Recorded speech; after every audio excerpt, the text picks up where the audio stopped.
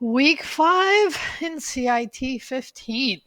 So I just finished a little while ago grading your week 14 work. Week 14.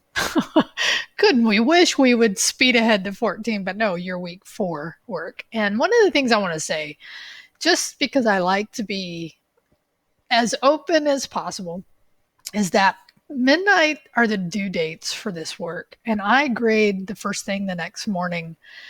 And here's my general take on this. As long as the work is there when I go to grade it, then I don't consider it late. But once I have graded, then that work is discounted 25% for whatever is submitted late.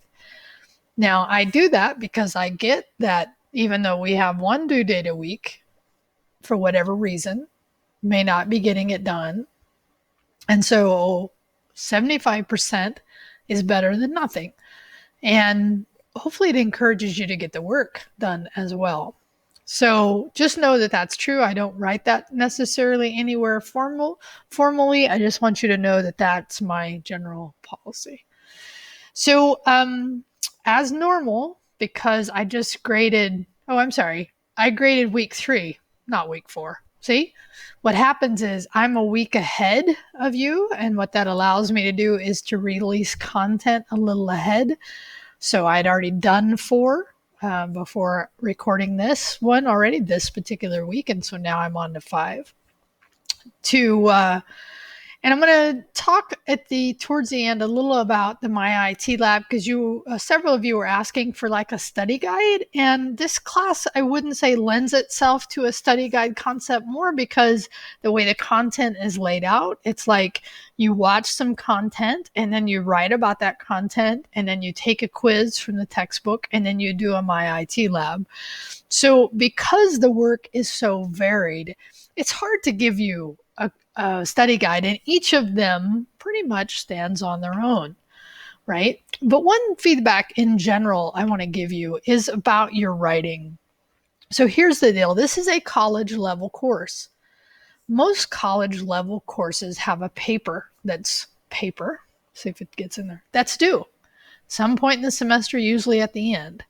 Your writing each week is the equivalent? It is supposed to be the equivalent to writing a paper. So you want to give it enough thought. I will often know from your reply if you really took time to understand the question that's being asked, or the concept. Like, net neutrality is not necessarily straightforward, and you have to spend a little time immersed in the content. So when I'm reading your writing, I'm looking for, did they spend the time to really understand the concept? And then when you replied, did you read the post and reply? And you're going to hear me start talking about substantively, right? So was it thoughtful? Was it complete?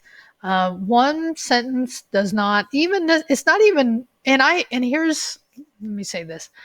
I used to be somebody that we would say, and on some of my classes, I still do this, like write 150 words.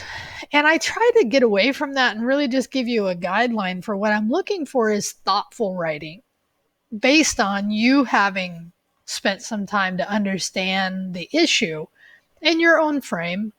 But sometimes writing length is a direct correlation between writing comprehension, but not always.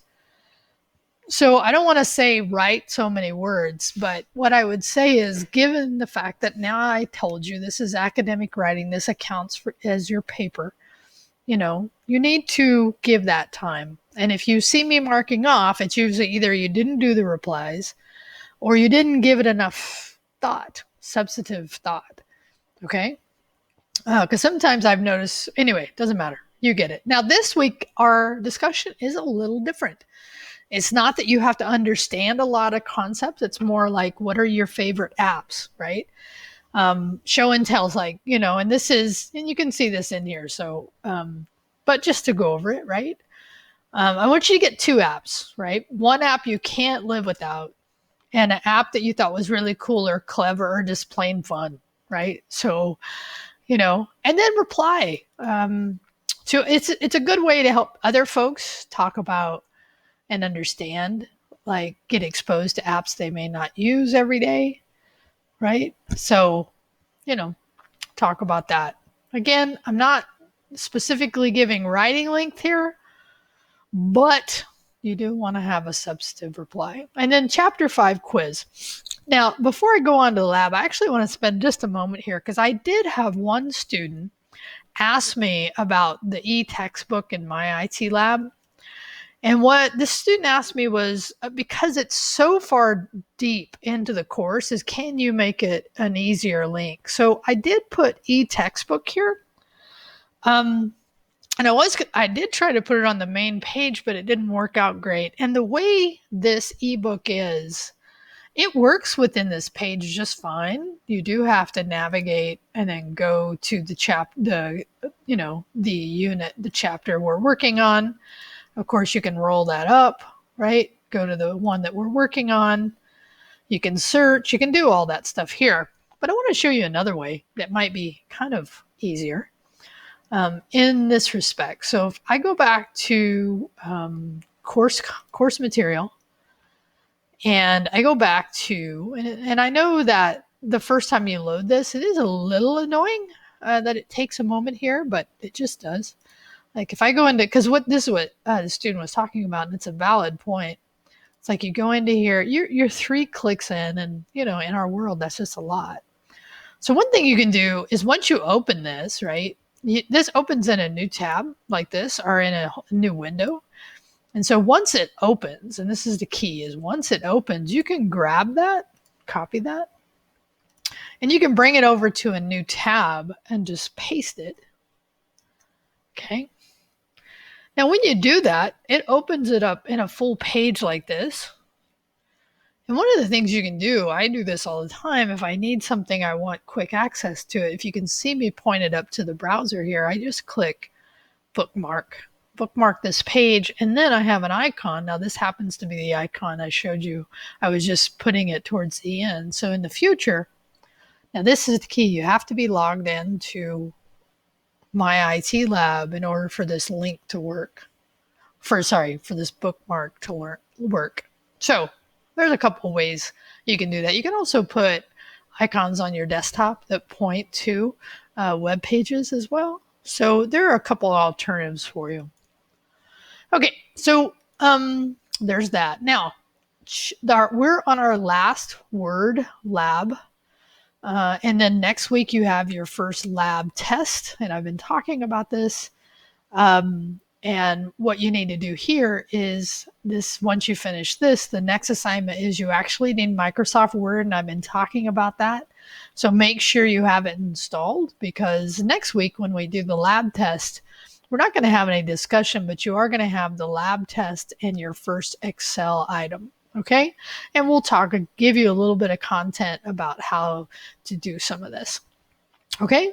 But here's what I want to say, because some of you, I notice, are having, again, I talked about this last week. Not everyone is doing all the Myit Lab work.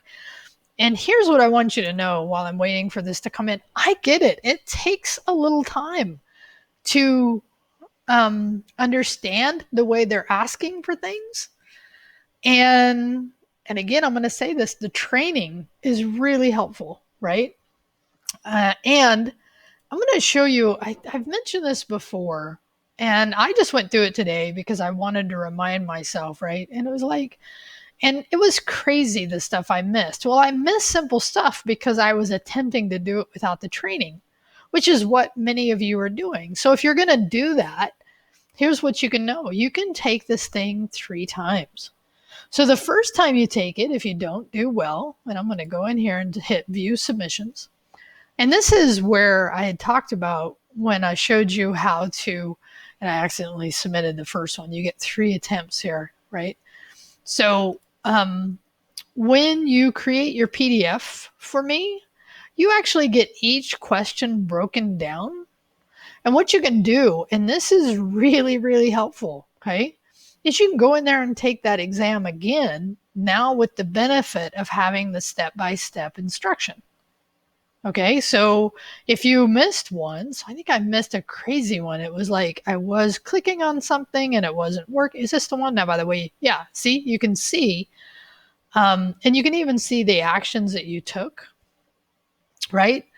But slowing down, because here's the thing is it gives you alternative ways to do things, right? So that's read those, right? And then go back, take the exam again. Hopefully you're going to get the ones you did right.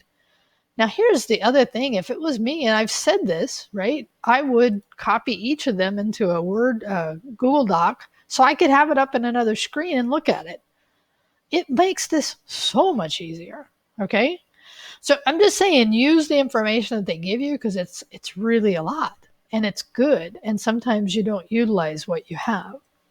Now, having said that, I did, as I was going through this, and I want to show you this particular thing that I think, especially for those of you that might be having some keyboard issues, this was kind of a little bit of a hit and miss, but for the most part, it worked. Like on this section that I just, on section 4, there's a lot of times it wanted you, and it's telling me, it's my last time, right? It's telling me a lot of times, like, go to the end of document.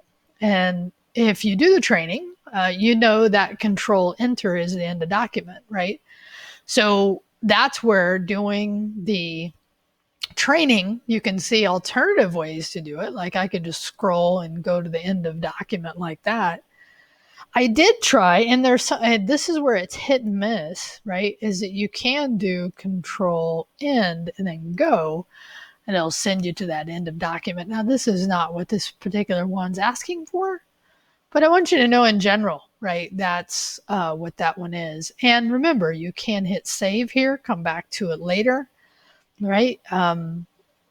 And just utilizing going, if you want to try to attempt this without the training, fine, just take it again, look at the output that you got and for that. Now, were there any here that were tricky? You know, I don't know if I would say they were tricky, but they definitely were like, I had to slow down and read and understand what they were asking me.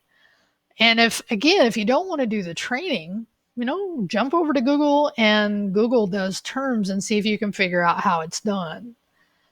I mean, that's the other thing about this, right? But this is really good content, though, too. Learning how to do bibliographies, learning how to do footnotes, right? Table of contents, so important. Cover pages, learning how to track changes. I mean, but also it's only 10 items. Now, here's the deal. 10 items is because each step actually often requires at least, like in this case, 1, 2, 3, 4 separate steps to go through to get that one. But if you miss it here, right, for each attempt you have, each step you have so many attempts.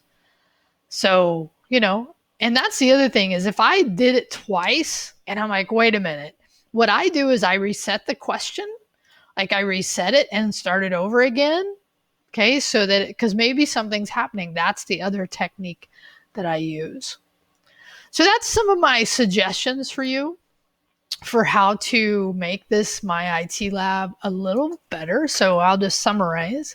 Do the training, right? And do the training. And I get it. It's like when I taught 15 a couple of years ago, because I haven't taught it in a little while because I've been teaching more advanced classes. Like one thing I would do is if students did training, I would give them opportunities to do late work without points removed, because I want to encourage them to do it, because I get it, without any like benefit to you, it feels this way. It's like, why do them? And the answer is because you do better on the exams, because not only do you learn the way Word in order to do that function Word, but you learn how they want you to do it. But if you don't want to do the trainings, then at least attempt that exam once and go look at the step-by-steps. Then have those available when you're actually, like, I happen to have 2 screens here. I have one here and I have one here. So if you can somehow, if you have even a mobile device, once you have it up on Google Doc, you could have that in another device or in another window to actually read what they're asking you and to find the alternative methods. Because oftentimes if it's asking you to do a key combination that you don't have, then just find the alternative methods, because they will get around that. All right. Okay. Last thing, in Discord, some of you are here. I'm so happy to see you here. I want to just say though, just clear this out, is I have not set up my Discord as of yet. This is the first semester I'm using it, and to enforce students only getting into particular text channels, right? But this is our class text channel.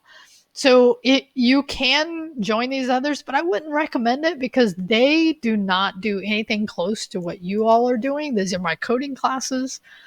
And if you're asking questions about this class in there, they're not going to understand or be able to help you. Okay. So do me a favor and just play in our text channel. It will be, and again, remember the idea is that, I cut off my day depending on what's happening that day, but I'm not a late night person. So if you're working at midnight, I'm not going to be around to help you. And your classmates may or may not, but the more of you that join the Discord, the more opportunity there is to actually do some of that assistance. But if you're posting it during the day and I'm going to see it, I'll try to respond as quickly as I can. So use Discord with, just an eye to what the intent is there. Okay, so that's it for week 5. I will try to release week 6. Matter of fact, here's the deal. If you're watching this and you have worked through week 5 and you want to work on the lab test, let me know. I'll go ahead and set that stuff because I could make it available out here, but I just want to look at the content that's available for week 6. So just FYI. All right. Happy Monday. Tuesday. Today's Tuesday. That's right. Next week's a holiday. So you're not going to see this till after.